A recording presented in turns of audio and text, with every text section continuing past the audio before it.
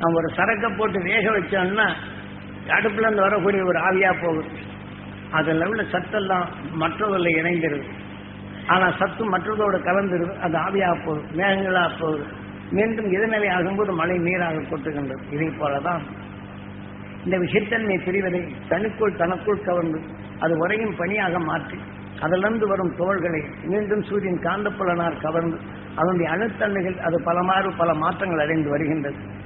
இதை போலதான் இவன் உடலில் இந்த உண்மையின் இயக்கங்களை அறிகின்றான். ஆனால் குழந்தை பருவம், ஆனால் அறியா பருவம். ஆனால் இதில் வரும் உணர்வுகளை இவன் நுகர்கின்றான். இவன் உடல் உள்ள அந்த அணுக்கள் இவன் நுகர்ந்து அறிந்தது போல அத்தகைய அணுக்களாக உருவாகின்றது. அந்த அணுக்களாக உருவாக்கப்படும் போது அவன் உடலிலே அந்த சீமைகளை வெல்லும் அந்த உண்மையின் உணர்வை அறியத் தன்மையும் இந்த பிரபஞ்சம் இயக்கத்தின் தன்மையும் இந்த அகசியன் உணர்கின்றான். ஆகவே இதற்கு எங்கிருந்து வருகிறது என்றால் துருவப்பகுதியில் தான் பூமி கவர்கின்றது, நாம் பூமிக்குள் பரவச் செய்கின்றது. பரவிய நிலைகளும் மற்றொன்று கலக்கின்றது. தாவர நிலங்கள் எப்படி விளைகிறது அந்த நிலையும் அறிகின்றான். அதனால்தான் அவனுக்கு அகசியன் என்றும். ஆக உயிரின் இயக்கம் எவ்வாறானதோ அதே போல அவன் உடல்ல அணுக்களும் உயிரை போன்ற உணர்வின் தன்மை வலுப்பெறும் தன்மை அடைகின்றது. அப்படி அடைந்த அந்த உண்மையின் துணை கொண்டுதான் அவன் தாவர இனங்கள் இயக்கமும் பிரபஞ்ச இயக்கமும் ஒரு அணுக்குள் ஒன்று புகுந்த பின் அதன் இயக்கங்கள் எவ்வாறு என்று அறிகின்றன. அதனால் அவனுக்கு அகசியன் என்று காரணத்தை வைத்தார்கள் அன்றைய காலங்களில். இப்படி அறிந்து உணர்ந்த அந்த அகசியன்தான் அவனது 16வது வயதில் வரப்படும் போது இந்த பிரபஞ்சத்தின் இயக்கத்தை முழுமை அடைகின்றான். முழுமையின் உணர்வை அவனுக்குள் நுகர்கின்றான். அந்த உணர்வின் தன்மையை தன் உடலில் விளைவித்ததை அவனுக்குள் விளைந்த உண்மையின் உணர்வினை அவன் வெளிப்படுத்தும் சந்தர்ப்பம். அவனுக்கு திருமணமாகும் போது தன் மனைவிக்கு தான் கண்ட உணர்வெல்லாம் செவி வழி ஓதுகின்றான். ஆக அது ஆச்சரியக்குழுடன் உற்று பார்க்கின்றது. கனவின் உணர்வை அது நுகர்கின்றது. கனவு நான் அறிந்தேன் என்ற உணர்வை பெறுகின்றது. அது மீண்டும் கனவு உயர வேண்டும் என்று எண்ணுகின்றது. ஆக தான் சொன்ன அந்த சக்தியை மனைவி அது அறிந்து கொண்டது. அது மேலும் அந்த உணர்வின் தன்மை அறிய வேண்டும் என்று இருவரும் ஒன்றாகின்றனர். எண்ணத்தால் அகண்ட அண்டத்தையும் அறியும் ஆற்றல் பெறுகின்றனர். ஆக இருவரும் ஒன்றென இணைந்து உருவாக்குகின்றனர். உதாரணமாக நமது நட்சத்திரங்களில் கார்த்திகை நட்சத்திரம் என்பது ஆண்பார். அதே சமயத்தில் ஆண் உடலை உருவாக்குகின்றது. அதே சமயத்தில் அதிலே ரேவதி நட்சத்திரம் என்று இணைந்தால் அந்த ரேவதி நட்சத்திரம் சிறிதளவில் இருந்து கார்த்திகை நட்சத்திரத்துடன் இணைந்து இந்த உயிரினம் உண்டானால் ஆனந்த நிலைகளைத்தான் உருவாக்கும். அதே சமயத்தில் அந்த கார்த்திகை நட்சத்திரத்தின் சிரித்து ரேவதி நட்சத்திரத்தின் அதிகரித்திருந்தால் பெண்பாலாக உருவாகின்றது. இவர்களுக்குள் திருமணம் ஆகப்படும் போது இந்த உணர்வின் 2 உணர்வும் உண்டாக்கப்படும் போதுதான் எண்ணிய உணர்வின் சென்று இணை சேர்த்து ஒரு கருவு தன் இனத்தின் தன்மை உருவாக்குகின்றது. ஆகவே இதை போல ஆண் பெண் என்ற நிலையில் தான் உயிரின் இயக்கம் இருக்கின்றது. இதை போன்று அந்த அகசியன் தனது மனைவிக்கு எடுத்து கோரி இந்த உணர்வின் தன்மை வழக்கு செய்து கணவனால் பெற்ற என்ற இரு உணர்வு ஒன்றச் செய்கின்றது அவருடைய சந்தர்ப்பம். ஆக நஞ்சை வென்றிடும் அது உணர்வின் தன்மை தனக்குள் பெற்ற இதை உணர்வின் வலிமை கொண்டுதான் அவர்கள் இருவரும் இந்த நிலையை பெறுகின்றனர். அப்படி பெற்ற அந்த உண்மையின் இயக்க நிலையில்தான் அவருக்குள் வளரத் தொடங்குகின்றது. ஆக இருவருமே வானுலக ஆற்றலையும் மெய் உணர்வையும் நிலையில் நுகர்கின்றனர். அப்போது நமது பூமி துருவப்பகுதியில் நாம் பூமிக்குள் கொண்டு ஒரு இருவருமே நுகர்கின்றனர். நுகர்ந்து உணர்கொண்டு அதை ஒளி என்ற நிலைகளை மாற்றுகின்றனர். ஆக எதை வளர்த்தனரோ அதன் எல்லையாக இங்கு அமைந்து துருவ நட்சத்திரமாக இருக்கின்றனர். ஆகவே அவர்கள் அறிந்து கொண்ட உணர்வின் உண்மையின் உணர்வை அறியச் செய்வதற்கும் அவர்கள் பெற்ற உண்மையை நாமெல்லாம் பெற்று அந்த உண்மையின் இயக்கத்தை நமக்குள் அறிந்து நமக்குள் அதாவது தீமைகள் வராது தடுக்கவும் பேரருளை நமக்குள் உருவாக்கவும் ஆக கணவன் மனைவி ஒன்றினை இணைந்து வாழவும் ஆக அருள் ஞானம் தரவும் எல்லை அகற்றி வாழவும் வேண்டும் என்பதற்குத்தான் அகசியனால் கண்ட உண்மைகள் பின்வந்த ஞானிகள் விநாயகரை மேற்க பார்க்க வைத்து கிழக்க பார்க்க வணங்கும்படி செய்தார்கள். ஆனால் முன்னாடி எலியை வைத்தார்கள். இப்ப வேதனைப்படுவரை நாம் நுகர்ந்தால் நல்ல குணம் கொண்டும் அந்த வேதனை உணர்வுகள் நாம் நல்ல குணத்துக்கு ஊடுருவிட்டால் நாமும் வேதனைப்படுவோம். அதனால்தான் விநாயகருக்கு முன் எலியை வைத்தார்கள். ஆக விநாயகர் சரசை மிருகங்களின் வலு கொண்டது. ஆனால் மனிதனானத்தும் என்ன வலு கொண்டதை நாம் உணர்வதற்காக யானையின் உடலை மனித உடலில் பொருதி ஆக மனிதன் உடலுக்குள் நாம் எண்ணத்தின் வலு கொண்டவன் என்பதனை உணர்த்துவதற்குத்தான் இப்படி வைத்தார்கள். ஆக பல கோடி சரீரங்களை தீமைகள் அறிந்து ஆக தீமைகளை எல்லாம் நீக்கிடும் அந்த அருள் சக்தி பெற்றது நமது உடல். ஆக நாம் உணவாக உட்கொள்ளும் உணவுக்குள் மறைந்து வரும் நஞ்சினை நம் உடல் மலமாக மாற்றி விடுகின்றது. நல்ல உணர்வின் நம் உடலில் வரக்கூடிய மனத்தை தீமை நன்மை என்ற உணர்வுகளை அறியும் பருவம் பெற்று தீமையை அகற்றிவிட்டு நல்ல உணர்வை நமக்குள் உருவாக்கும் அந்த அருள்சக்தி பெற்ற இந்த மனிதனின் ஆறாவது அறிவு என்ற நிலையை நிலைநிறுத்துவதற்காக மனிதன் பண்பு கொண்டு ஒருவன் நோயுடன் வியாதாடுகின்றான் என்றால், வேதனைப்படுகிறான் என்றால் கண்ணுற்று பார்த்தால் அவன் உடலிருந்து வேதனை நாம் நுகர்ந்து அறிய முடிகின்றது. ஆனாலும் அந்த வேதனை வலுகொண்டது அந்த நல்ல உணவுடன் கலந்து இது நாம் வங்கிட்டு விடுகிறது என்பதை எளிய காட்டி நாம் எவ்வளவு ஒரு பாதாமியில் விஷத்தை கலந்தால் பாதாமிக்கு வலுவில்லை. நாம் நல்ல குணம் கொண்டு வேதனைப்படுவது நுகர்ந்தால் நாம் நல்ல குணங்களுக்கு வலுவில்லை. அந்த நிலையை இதை காட்டுவதற்குத்தான் இங்கே வைத்துள்ளார்கள். ஆகவே நல்ல குணம் கொண்டு நாம் நுகரும் இந்த உணர்வுகள் நாம் நல்ல குணத்தை வங்கிடுவது போல இந்த அரச மரத்தை பட்டப்பின் வேதனைப்பட்டோர் எவராக இருந்தால் பார்த்து அறிந்து அவருக்கு உதவி செய்ய வேண்டும் என்றால் நாம் வேதனைப்படியார் என்று அறிகின்றோம். ஆனால் அவருக்கு எந்த வழியில் உதவி செய்ய வேண்டும் என்பதை உணர்த்துவதற்குத்தான் இங்கே அரச மரத்தை வைத்தது. இந்த வேதனைப்படுவோரை பார்த்த ஈஸ்வரா என்று நாம் எண்ணீர் உருவாக்கியதால் நமது உயிர்.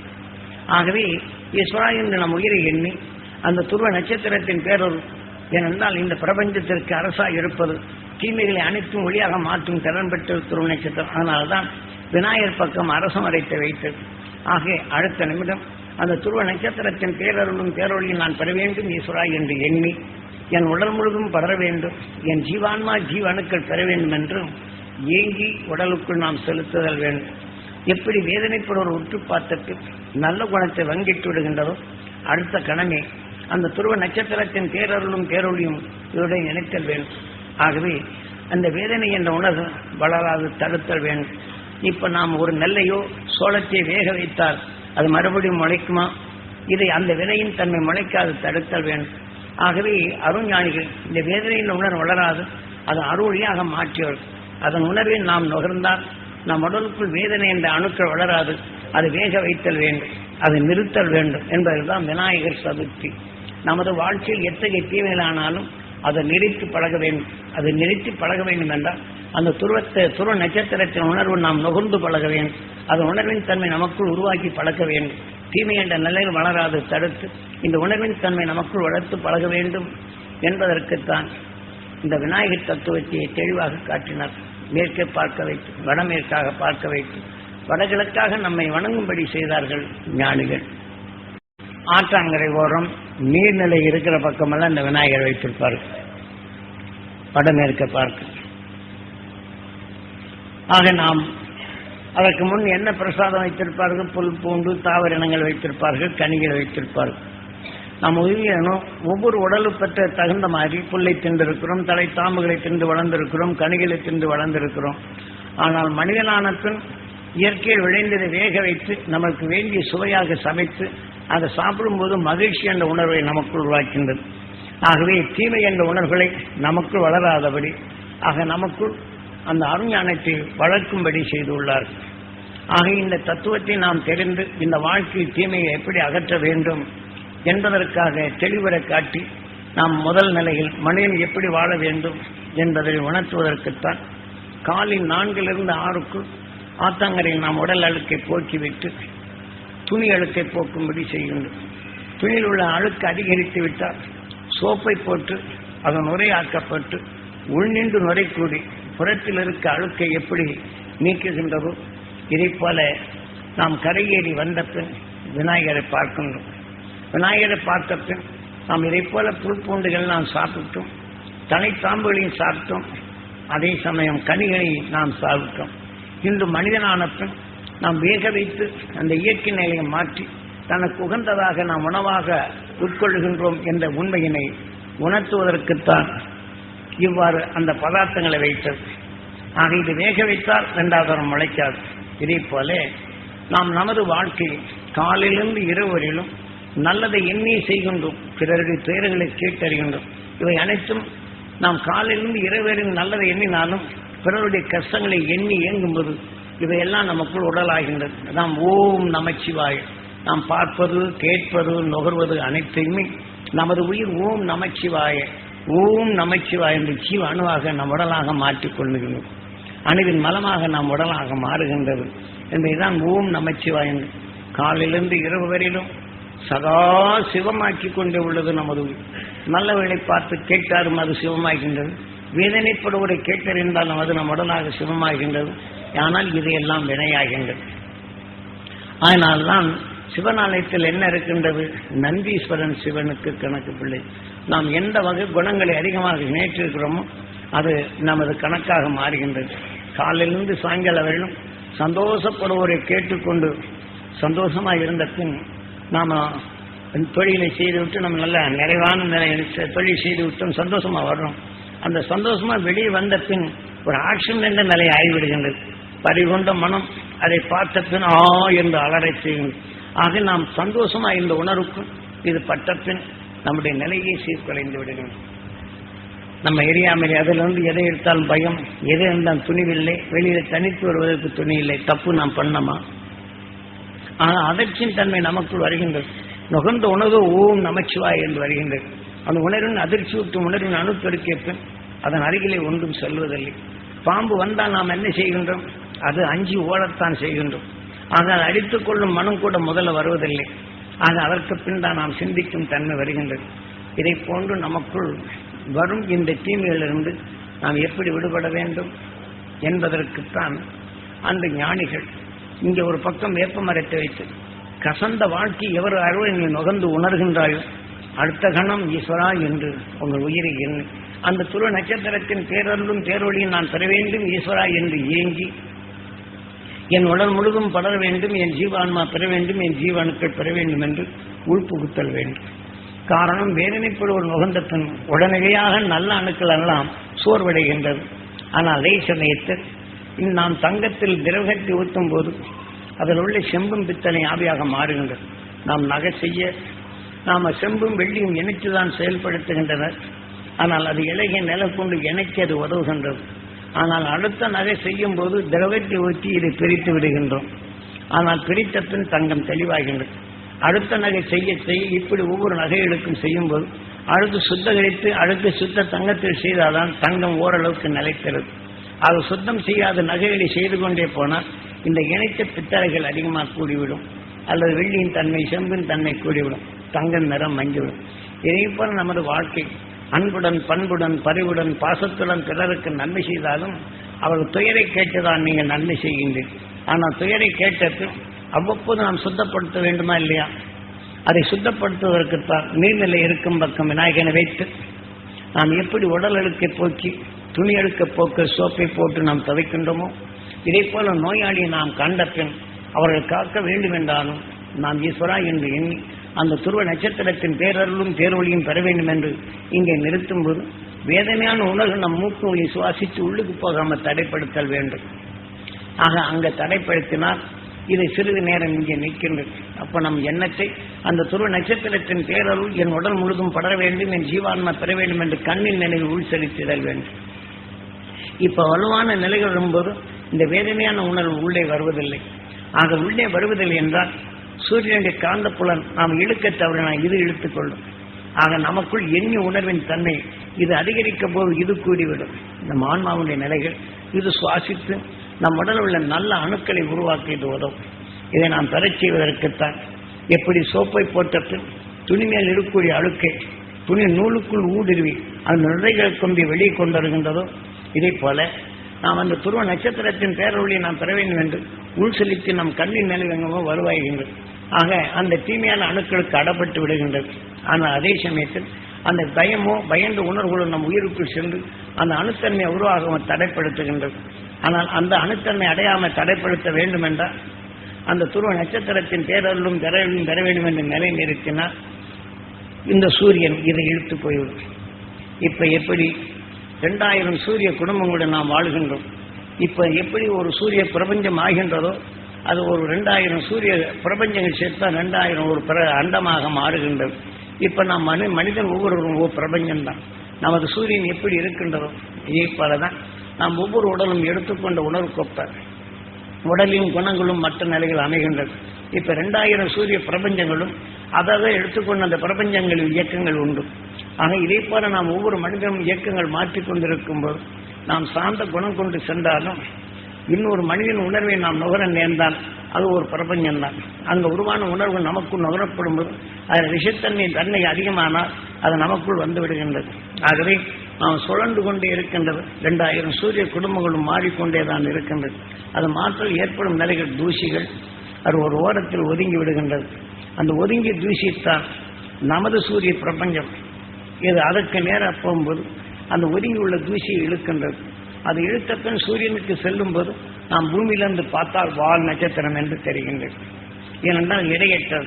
அதே சமயத்தில் நாம் துருவப் பகுதியில் நம் பூமி உடலுக்குள் இழுத்து விட்டால் நாம் பிரபஞ்சத்தில் நம்ம பூமிக்குள் அது வரப்படும் போது பூமியில் உள்ள காற்று அழுத்தத்துக்குள் மோதும் நிலைகள் ஆவியாக மாறிவிடுகின்றது. ஆவியாக மாறிவிட்டால் எந்த பகுதியில் அந்த வான் நட்சத்திரத்தின் உணர்வுகள் இங்கே ஆவியாக மாற்றம் அடைகின்றோம் அந்த பிரபஞ்சத்தில் வாழும் மக்களுக்கு இந்த விஷயத்தின் உடனடியாக கிடைக்கின்றது. அப்போ மனிதனின் சிந்தனைகள் மாறுகின்றது. இன்னொரு பிரமண்டலத்தில் உணர்வுகள் இங்கே மாறுபடப்படும் போது இந்த பூமிக்கும் இதுபட்ட இடத்திற்கும் இது அல்லாத இடத்துக்கு உள்ளவர்களுக்கும் பகமை உணர்வு கூடும். இதெல்லாம் அரசர்கள் ஆட்சி புரியும் போது இந்த உணர்வு எங்கு அதிகமானதோ இதை போல போர் முறைகளும் அந்த நாட்டுக்கு கெடலான நிலைகள் என்று சொல்வார்கள். இதே போலதான் வேதனையின் உணர்வு நாம் நுகரப்படும் போது இந்த உடலான நம் உடலுக்கு நாம் கடும் தீமைகள் விளைவிக்கும் தன்மை வருகின்றது. ஆகினால் நமது சூரியனோ நாம் உள்ள என்ன வேதனை என்ற உணர்வு நுகர்ந்தப்ப ஈஸ்வரா என்ற உயிரின் தன்மை பூர்வ மத்தியில் எண்ணி தடைப்பழித்து விட்டால் உள்ளே இழுக்கும் தன்மை மாறுகின்றது. அதே சமயத்தில் நம் கண்ணின் நினைவு உடலுக்குள் நம் உடல் உள்ள அணுக்கள் அனைத்தும் பெற வேண்டும் என்ற நிலை நிறுத்திவிட்டால் அது ஈர்க்கும் தன்மை இழந்து விடுகின்றது. ஆகவே இந்த ஆவியின் தன்மை இழுத்து சென்று விடுகின்றது. நமது ஆன்மாவோ தூய்மை அடைகின்றது. ஆகவே இந்த நிலை செய்வதற்குத்தான் நீர்நிலை இருக்கும் பக்கம் துணியில் உள்ள அழுக்கும் மேலழுக்கும் போக்குவது போல ஆன்மாவில் உள்ள அழுக்கை நாம் போக்க கற்றுக்கொள்ள வேண்டும் என்பதற்குத்தான் இந்த பக்குவத்தை கொடுத்தார். இதன் வழிப்படி நீங்கள் உங்கள் ஆன்மாவில் காலையிலிருந்து இரவு வரை எத்தனை வேலை செய்தாலும் ஓம் நமச்சிவாய ஓம் நமச்சிவாய என்று உடலாக மாற்றிக்கொண்டேதான். நல்லவர்களை பார்க்கும்போது நல்லவை வளர்கின்றது. வேதனைப்படுவதை பார்த்த வேதனை அணுக்கள் உருவாகுங்கள். இந்த வாழ்க்கையிலிருந்து சாயங்காலம் வரையும் எந்த வகையில் நீங்கள் குணத்தை பெருக்குங்க அதுக்கு தகுந்த ராத்திரி தூக்கம். வெறுப்பும் வேதனைப்படுவரும் அச்சுறுத்த உணர்ந்து வந்தால் ராத்திரி கெட்ட சொப்பனங்கள்லாம் வரும். ராத்திரி திடீர்னு எந்திரிச்சு போவோம் எனக்கு தூக்கமே வரலை என்போம். ஆக நாம் நுகரும் உணர்வுகள் நம்ம நல்ல அணுக்களுக்கு ஒன்று போர்முறை வரப்படும் போது ஆக எந்த மனிதன் உடலிருந்து வெறுப்பின் உலக நாம் நுகர்ந்தோமோ அதே போல நாம் முன்பின் பார்க்காதவருடைய உடலின் அமைப்பு கூட நாம் பார்க்கலாம். இப்ப டிவி இதுகளை ஒளிபரப்பு செய்யப்படும் போது எந்தெந்த எல்லா உலகில் உள்ள ஒளிபரப்பு செய்தாலும் அதில் அழுத்த நிலைகள் மாறுபட்ட நிலையில் வந்தாலும் உடனே அது வித்தியாசமான நிலை படக்காட்சி ரொம்ப 2 படமா தெரியும். இதே போல நாம் நுகர்ந்த உணர்வு நல்ல குணங்களின் தன்மையும் மற்ற வீரி உணர்வும் மோதப்படும் போது உருவங்கள் தடுமாற்ற நிலைகள் ஆவதும் நமக்குள் பயந்த உணர்வுகள் நமக்குள் உணர்ச்சிகள் தூண்டுவதும் நாம் எந்திரிச்சு பார்த்தோன்னா படபடபடபடன்னு உடலே நடுங்கும். ஆக எதை இயக்குகின்றது நாம் நுகர்ந்த உணர்வு கணாக்களாகும் தீவின் உணர்வு கொண்டு நாம் ஒன்றும் நினைக்கவில்லை என்றாலும் நமக்குள் இந்த இயக்க சக்தி வந்து விடுகின்றது. இதை போன்ற நிலைகளிலிருந்து விடுபட வேண்டும் அல்லவா? இதற்குத்தான் நாம் வாழ்க்கையில் நாம் தவறை செய்யவில்லை என்றாலும் தவறு செய்வோரோ வேதனைப்படுவோரோ சங்கடப்படுவோரோ சலிப்படுவோரோ வெறுப்படைவோரோ நாம் நுகர்ந்தறிய நேருகின்றது. இவையெல்லாம் நமக்குள் அந்த அணுவாக உருவாக்கிவிட்டால் அவர் உடல் என்ற உணவு தான் இது உணவாக எடுக்கும். ஆக இதையெல்லாம் ஒட்டுமொத்தமாக வேதனை உணர்வு அதிகமானால் வேதனை என்ற உணர்ச்சிகள் நமக்குள் தோன்றி நாம் செயலும் கொன்றும் உடலில் நோயும் வரும். வியாபாரத்தை பெருக்க முடியாது. குடும்பத்தில் பற்றும் இருக்காது. பகமை உணர்வை குடும்பத்துக்குள் ஏற்படும். இதை போன்று தீமையிலிருந்து விடுபட வேண்டும் அல்லவா? அதற்கு நீங்கள் என்ன செய்ய வேண்டும்? சற்று நீங்கள் சிந்தித்து பாருங்கள். இதுகெல்லாம் நீங்கள் காலையில் குடும்பம் நின்றிருந்தால் காலையில் நீங்கள் எழுந்த பின் எப்படி உடல் அழுக்கை போக்குகின்றனரோ துணி அழுக்கை போக்குகின்றனரோ உங்கள் ஆன்மாவில் உள்ள அழுக்கை நீங்கள் போக்க கற்றுக்கொள்ள வேண்டும். அந்த ஆன்மாவில் அழுக்கை போக்குவதற்குத்தான் இந்நேரம் உபதேசிக்கும் உணர்வுகள் துருவ நட்சத்திரத்தின் உணர்வை நுகரச் செய்து ஒவ்வொன்றும் இணை சேர்க்கப்பட்டு உணர்வின் வலிமையான எண்ணங்களை உங்களுக்குள் வைத்து தீமை என்ற நிலைகள் உங்களுக்கு நுகராது. அருள் உணர்வின் தன்மை நுகரப்படும் போது இந்த இருள் என்ற நிலைகள் அண்டாது. தெளிவென்ற மனம் உங்களுக்குள் பெரிவாகும். மன வலிமை என்ற உணவு ஊட்டி தீமை என்ற உணர்வு புகாது தடுக்கும் அந்த வலிமை நீங்கள் பெற வேண்டும் என்பதற்குத்தான் இப்போது இந்த உபதேசம் கொடுப்பதை. ஆகவே இதை நீங்கள் நுகர்வது அனைத்தும் ஓம் நமச்சிவாயே ஓம் நமச்சிவாய் என்று உங்கள் உடலாக மாற்றிக்கொண்டவை. ஆகவே இதன் வலிமை துணை கொண்டு உங்கள் குடும்பத்தில் காலையில் 5லிருந்து 6:30க்குள் இது நீங்கள் ஒரு 10 நிமிஷம் 5க்குள் 4க்குள் எந்திரிக்க முடியவில்லை, 5க்கு எந்திரிக்க முடியவில்லை, 5:30க்கு எழுந்தாலும் முடித்த உடனே உங்கள் நினைவு எங்கே இருக்க வேண்டும்? ஈஸ்வரா என்று உங்கள் உயிருடன் ஒன்றி இருக்க வேண்டும். உங்களை உருவாக்கியது யார்? உங்கள் அம்மா அப்பா முதல் நினைத்து பழக வேண்டும். இது நினைத்துதான் உங்க துருவ நட்சத்திரத்தின் பேரருளும் பேரவளும் நாம் பெற வேண்டும் ஈஸ்வரா என்று உங்க கண்ணின் நிறைய துருவ மத்திய வச்சு உயிருடன் தொடர் கொண்டு அந்த துருவ நட்சத்திரத்தை எண்ணி பழகணும். கண்ணு விழித்தாலே போறோம். இதுக்காக ஒரு இடத்துல நீங்க தியானம் பண்ணுங்கிறது. விழித்தவுடன் இந்த எண்ணங்களை நீங்க பழகி கொண்டா போறோம். இதே மாதிரி படுக்க போகும்போது இந்த துருவ நட்சத்திரத்தின் பேரவளும் பேரவளையும் பெற வேண்டும் என்று எண்ணிக்கிட்டே இருந்தீங்கன்னா அப்படி தூக்கம் வந்துடும், படுத்துடலாம். எந்திரிக்கும் போது இதை எடுத்துங்க, அவ்வளவுதான். இதே உங்க வாழ்க்கையை தியானமாகும். தீமைகள் அகற்றக்கூடிய சக்தி உங்களுக்குள் பெறும். இதில் என்ன கஷ்டம் வந்துச்சு, தியானம் சொன்ன பயன் என்னால் முடியாது, கான்சன்ட்ரேஷன் பண்ண முடியல, அப்படி இப்படின்னு போட்டு என்னென்னமோ போட்டு ஓட்டிடுங்க. ஒன்றும் ஓட்ட வேண்டாம், நீங்க நேராகவே பெறலாம். ராத்திரி படுக்க போகும்போது என்னங்க, காலையில் எந்திரிச்சோன்னு இந்த துருவ நட்சத்திரத்தை முழிச்ச உடனே 1-2 கூட அப்புறம் போய்க்கலாம், ஒரு 10 நிமிஷம் கூட தாங்கிக்கலாம். நீங்க அதை எடுத்துக்கிட்டு தான் போற, ஒண்ணு போறது வராது, வெளிக்கும் வராது. அந்த உணர்வை நீங்க எடுத்துங்க.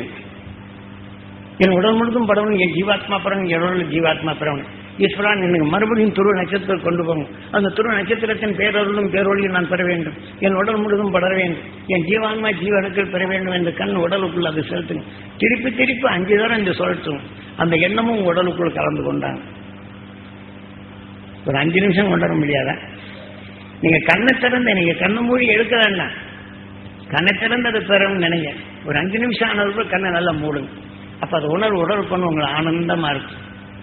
என்ன பார்க்கலாம், நீங்க எப்படி தண்ணி விட்டு அழுக்கு சொடக்கெடுத்த மாதிரி இருக்கோ, ராத்திரி படுத்த இந்த சங்கட உணர்வு இதெல்லாம் காலையில இருந்து அந்த இதெல்லாம் சொடக்கெடுத்த மாதிரி இருக்கும்.